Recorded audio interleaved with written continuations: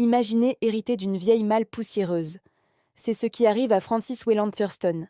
Il pense y trouver de simples notes sur la linguistique, l'héritage de son grand-oncle, le professeur Angel. Mais ce qu'il découvre dépasse l'entendement. Au milieu des papiers, il y a un ensemble de documents étranges, griffonnés à la hâte, comme si chaque mot était une course contre la folie. Et puis, il y a cette statuette en argile. Elle représente une créature sortie d'un cauchemar. Une masse tentaculaire, cyclopéenne, un dieu oublié des profondeurs. Les feuillets racontent l'histoire d'un jeune artiste, Henry Wilcox, tourmenté par des rêves si vifs qu'il frôlant la réalité. Dans ses visions, une cité monstrueuse jaillit d'un océan déchaîné, une architecture aux angles impossibles qui défiaque la raison. Une voix sourde, colossale, semble y appeler quelque chose d'endormi. Un murmure répétitif, une incantation incompréhensible. En creusant plus loin, Thurston découvre un autre récit, encore plus sombre. En Louisiane, la police a interrompu une cérémonie secrète, au cœur des marais.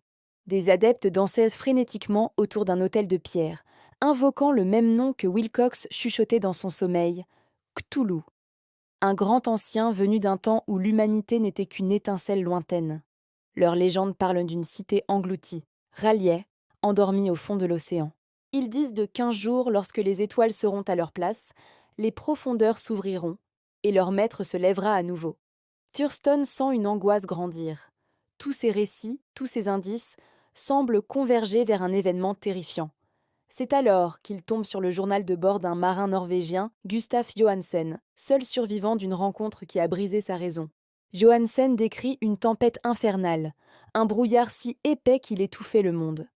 Puis, soudain, l'océan s'est écarté, laissant apparaître une terre noire, une île qui ne figure sur aucune carte. En accostant, l'équipage découvre des monolithes gigantesques, taillés par une intelligence qui n'a rien d'humain. Les murs, les couloirs, les portes, tout semble se tordre selon une géométrie extraterrestre. L'île elle-même semble respirer, comme une bête endormie depuis des millions d'années. Et puis, ils ont commis l'irréparable. Ils ont ouvert une porte colossale. Un grondement sourd a fait trembler les fondations de ce monde impossible. Le sol a vibré, et une créature gigantesque, verdâtre, avec un visage couvert de tentacules, s'est redressée lentement. C'était comme si l'océan lui-même avait donné naissance à un cauchemar vivant. La folie s'est emparée des marins. Certains se sont jetés à la mer, d'autres sont tombés à genoux, leur esprit anéanti. Johansen, dans un dernier acte de désespoir, a agrippé la barre de son navire et a foncé droit sur le monstre. Le choc a fait éclater la créature en une sorte de brume vivante, mais elle a commencé à se reformer aussitôt. Cet instant a suffi. Le marin a pu s'enfuir tandis que la cité monstrueuse sombrait de nouveau sous les vagues, aspirée par les abysses. En lisant ces lignes, Thurston a compris.